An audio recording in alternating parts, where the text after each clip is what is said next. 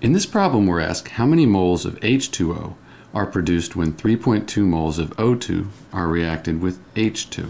So when you have a mole-to-mole problem conversion, you need first to write and balance the equation. And that's done for you here already. We have our 2 moles of H2 plus our 1 mole of O2 yields 2 moles of H2O. So first we need to write what we're given, and they gave us right here 3.2 moles of oxygen. So let's write that in. 3.2 moles of oxygen. And we want to find, they talk about hydrogen, but the real question is how many moles of H2O. So we want to find moles of H2O. That's what we want to end up with. So we need to set the problem up so that we can start with the given, end up with what we're looking for. So we're going to have to cancel out the moles of oxygen. So let's set it up.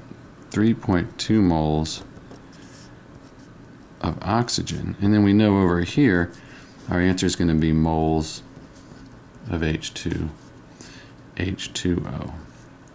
All right, well, we need to go back now to our balanced equation up here and find the ratio called the mole ratio that's going to cancel this out and give us moles of H2. So we do the same thing we've been doing all along here.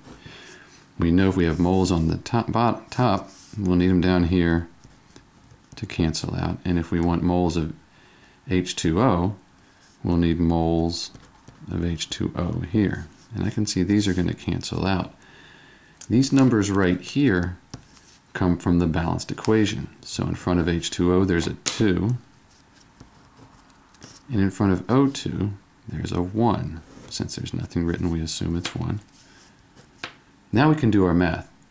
Moles of O2 cancel out, so I'm left with 3.2 times 2 divided by 1. So 3.2, that'd be 6.4 divided by 1 is still 6.4.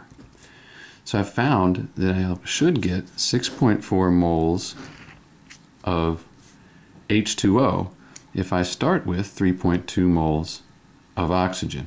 Let's see if that makes sense. For every 1 mole of oxygen, I get 2 of water.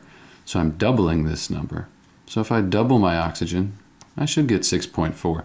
So the answer makes sense.